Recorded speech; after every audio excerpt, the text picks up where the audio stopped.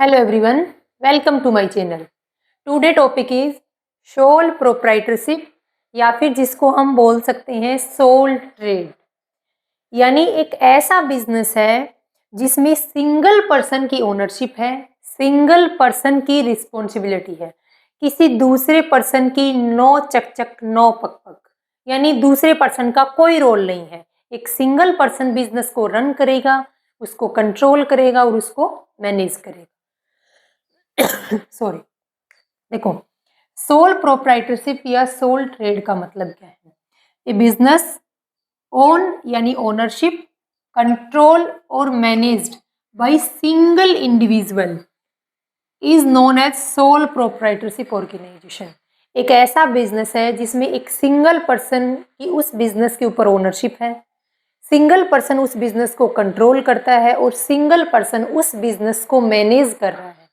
यानी पूरी तरीके से उस बिजनेस के ऊपर जो ओनरशिप है वो एक सिंगल पर्सन की है। उस बिजनेस को बोलते हैं सोल प्रोप्राइटरशिप।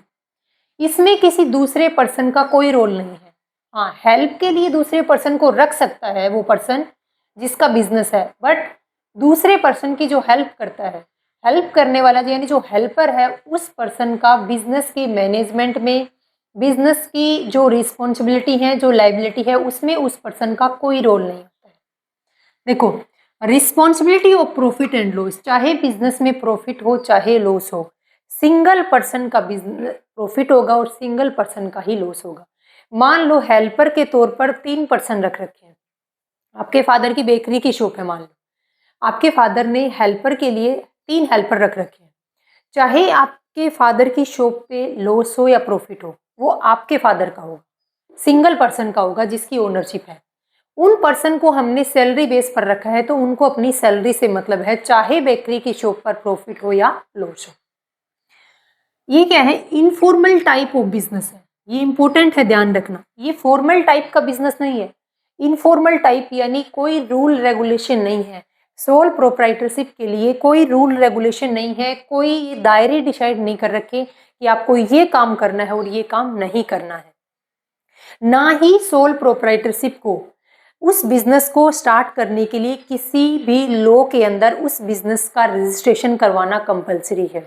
जैसे मान लो आपकी मम्मी है, आपकी मम्मी का पार्लर है, तो क्या उस पार्लर को ओपन करने के लिए किसी एक्ट के अंदर रजिस्ट्रेशन करवाना कंपलसरी है? नो। तो आपकी मम्मी का जो पार्लर है वो एक इनफॉर्मल टाइप का बिजनेस है। उसमें कोई रूल रेगुलेशन नहीं है कि गवर्नमेंट ने बोला है कि ये करना है, ये काम नहीं करना। दूसरा, किसी एक्ट के अंदर रजिस्ट्रेशन करवाना कंपलसरी नहीं। अब देखो, अब जो बिजनेस क्या है, ऑपरेट कर रहा है, जो इस सोल प्रोप्राइटरशिप बिजनेस कर रहा है, उस पर्सन को सोल ट्रेडर बोलते हैं। सोल ट्रेडर कौन सा है? Who operate business. जो पर्सन उस बिजनेस में पैसा लगा रहा है, उस बिजनेस को ऑपरेट कर रहा है, उस बिजनेस को कंट्रोल कर रहा है, उस बिजनेस को मैनेज कर रहा है, उस बिजनेस, ये सब काम करने वाले पर्सन को क्या बोलते हैं? सोल ट्रेडर बोलते हैं। फिर क्या है? फिर हमारे पास फीचर्स। फीचर्स से पहले हम एग्जाम्पल देखते हैं। जैसे स्टिचिंग, बेकरी, स्वीट मेकिंग की शॉप है, पार्लर है, ये सारे सोल प्रोप्राइटरशिप है। तो मैं वापस से बताती हूँ, सोल प्रोप्राइटरशिप या सोल ट्रेड एक ऐसा बिजनेस ऑर्गेनाइजेशन है जिसमें एक सिंगल पर्सन की ओनरशिप होती है, सिंगल पर्सन उस बिजनेस को कंट्रोल करता है और सिंगल पर्सन उस पूरे बिजनेस को मैनेज करता है। हालांकि हेल्पर के तौर पर वो अदर पर्सन, जेंट्स या लेडीज को रख सकता है, बट मेन जो रोल रहेगा वो एक सिंगल पर्सन का रहेगा। जो भी प्रॉफिट और लॉस होगा वो उस सिंगल पर्सन का होगा।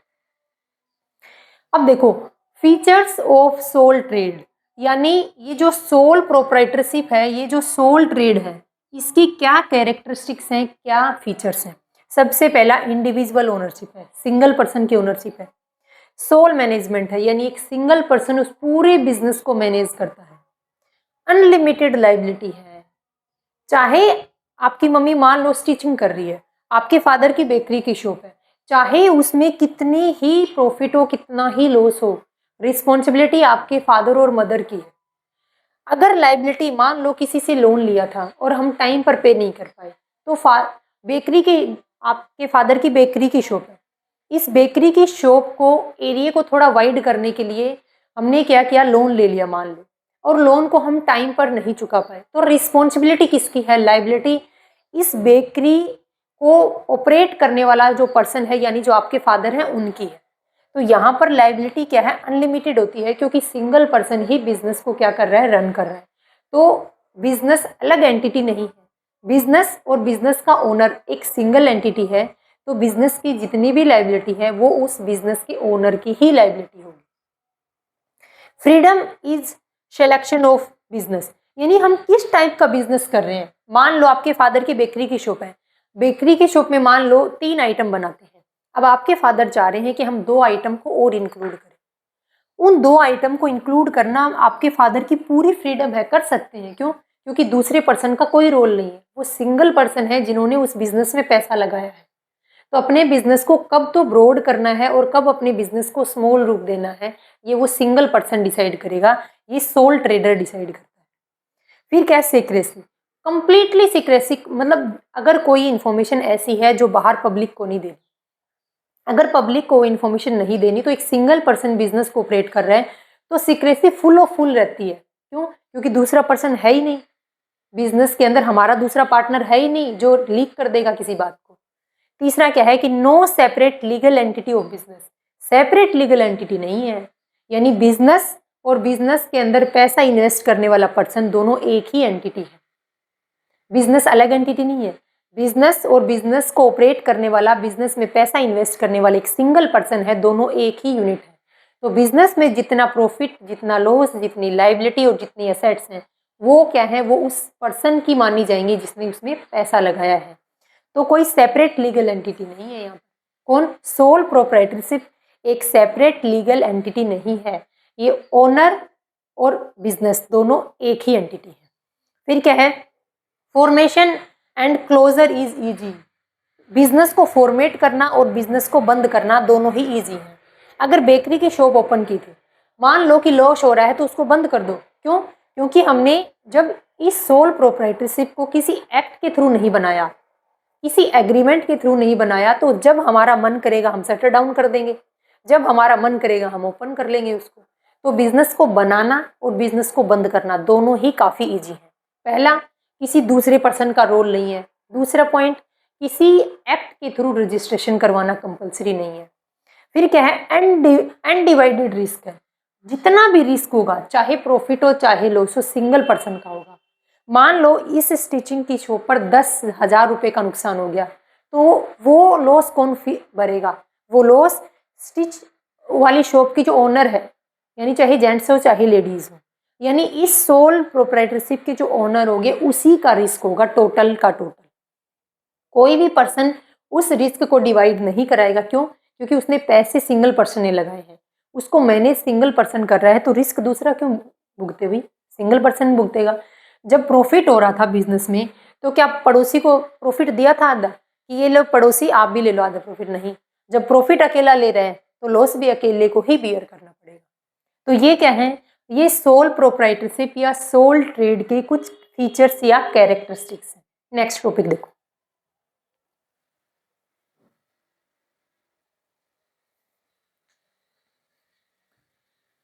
अब हम देखते हैं सोल ट्रेड या फिर सोल प्रोप्राइटरशिप की क्या तो मेरिट हैं और क्या डीमेरिट है, यानी लिमिटेशन है। सबसे पहले हम सोल ट्रेड या सोल प्रोप्राइटरशिप की मेरिट को डिस्कस करते हैं। देखो, सबसे पहला है क्विक डिसीजन। एक सिंगल पर्सन बिजनेस कर रहा है, एक सिंगल पर्सन बिजनेस में पैसा इन्वेस्ट कर रहा है, तो जो भी डिसीजन लेना होगा वो जल्दी से ले सकेगा। मान लो वो पहले से क्या है, अपने बिजनेस के अंदर 3 यूनिट बना रहा है, 3 प्रोडक्ट की मैन्युफैक्चरिंग करता है। अगर वो अपनी प्रोडक्ट की लिस्ट बढ़ाना चाहता है, अगर अपनी प्रोडक्ट की लाइन में 2 और प्रोडक्ट ऐड करना चाहता है जिसकी वो मैन्युफैक्चरिंग करेगा, तो वो उन 2 प्रोडक्ट को बिना किसी अदर पर्सन की राय लिए वो उन प्रोडक्ट लाइन में 2 प्रोडक्ट को और ऐड कर सकता है। अगर प्रोडक्ट लाइन में से किसी सिंगल प्रोडक्ट को रिमूव करना चाहता है, तो उस प्रोडक्ट लाइन में से वो रिमूव भी कर सकता है। क्यों? क्योंकि सिंगल पर्सन है, वही उस बिजनेस को ऑपरेट कर रहा है, वही उस बिजनेस को रन कर रहा है। तो क्विक डिसीजन, जो भी डिसीजन लेना होता है वो पर्सन जल्दी से ले सकता है, क्योंकि दूसरे पर्सन की उसको राय मांगने की कोई रिक्वायरमेंट नहीं है। क्यों? क्योंकि दूसरा कोई पार्टनर ही नहीं है। सेकंड है बेनिफिट ऑफ सीक्रेसी। अगर कोई चीज़, कोई पॉइंट, कोई इंफॉर्मेशन ऐसी है जो पब्लिक से दूर रखनी है, बिजनेस से रिलेटेड कोई इंफॉर्मेशन ऐसी है जो पब्लिक से दूर रखनी है, तो वो पर्सन रख सकता है। क्यों? क्योंकि सिंगल पर्सन है वो। क्योंकि दूसरा अगर कोई पार्टनर होता, हो सकता है कि वो भावनाओं में बहकर या फिर अपनी फैमिली मेंबर्स को या अपने किसी रिलेटिव को बिजनेस की उस सीक्रेट इन्फॉर्मेशन को बता देता। बट सोल ट्रेडर में तो ऐसा कोई केस ही नहीं है। सोल प्रोप्राइटरशिप में सिंगल बिजनेस किसी भी इंफॉर्मेशन को सीक्रेट रख सकता है। फिर है डायरेक्ट मोटिवेशन। जितना भी बिजनेस से प्रॉफिट मिलेगा वो सिंगल पर्सन की पॉकेट में जाएगा। तो वो सिंगल पर्सन मोटिवेट होगा या नहीं होगा, क्योंकि जितना भी टोटल प्रॉफिट होगा वो सिंगल पर्सन का होगा, उसी की पॉकेट में जाएगा। तो वो क्या करेगा, और कोशिश करेगा कि और ज़्यादा प्रॉफिट हो। क्यों? क्योंकि प्रॉफिट उसी की पॉकेट में जाएगा, किसी दूसरे पर्सन को वो डिवाइड नहीं करेगा। पर्सनल कंट्रोल, एक सिंगल पर्सन का कंट्रोल रहेगा पूरे बिजनेस के ऊपर कि मैं आज बिजनेस कर रहा हूँ, मान लो हरियाणा के अंदर, मेरे को इस बिजनेस की ब्रांच खोलनी है, राजस्थान में खोलनी है, गुजरात में खोलनी है, तो पूरे बिजनेस का कंट्रोल सिंगल पर्सन के हाथ में है। इजी फॉर्मेशन है। बिजनेस कब करना है, बिजनेस की कब नई ब्रांच ओपन करनी है, कब उस बिजनेस को बंद करना है, या फिर कब उस बिजनेस का एरिया वाइड करना है, ये उस पर्सन के हाथ में है। क्यों? क्योंकि सिंगल पर्सन है बिजनेस को ऑपरेट करने वाला, कोई दूसरा पर्सन नहीं है जिससे राय लेने की रिक्वायरमेंट हो। तो ये सोल प्रोप्राइटरशिप की या सोल ट्रेडर की कुछ मेरिट्स हैं। अगर किसी पॉइंट की कुछ मेरिट हैं तो डीमेरिट भी होंगे। तो सोल प्रोप्राइटरशिप की या सोल ट्रेड की कुछ डीमेरिट्स हैं, कुछ लिमिटेशन है, कुछ कमियां हैं। सबसे पहली कमी क्या है, लिमिटेड रिसोर्स है। फाइनेंस क्या होगा, कम होगा। एक पर्सन के पास कितना ही पैसा हो सकता है, एक पर्सन के पास 2 लाख, 5 लाख, 1 करोड़, 2 करोड़, 5 करोड़, 10 करोड़, उसको बाहर के पैसे की रिक्वायरमेंट होगी ही होगी। अगर उसको अपने बिजनेस का एरिया वाइड करना है तो उसके पास इतना पैसा नहीं होता कि वो खुद अपने पैसे से वो अपने बिजनेस का एरिया वाइड कर सके। उसको पैसे की रिक्वायरमेंट तो होगी ही होगी।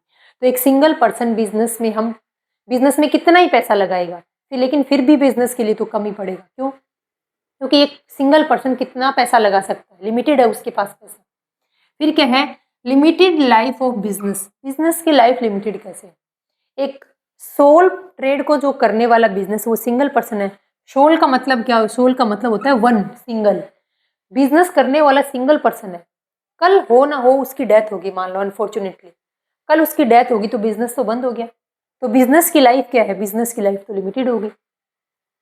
अनलिमिटेड लाइबिलिटी है, लाइबिलिटी अनलिमिटेड है। अगर बिजनेस, मान लो कल को बिजनेस डूब गया, कल को मान लो बेकरी की शॉप थी और घाटा लग गया, मान लो लॉकडाउन आ गया, तो जितना भी सामान शॉप में रखा हुआ था सारा का सारा खराब हो गया, सारा का सारा लॉस बियर कौन करेगा? वो सिंगल पर्सन करेगा। तो यानी उस पर्सन की लाइबिलिटी क्या होती है? Unlimited liability.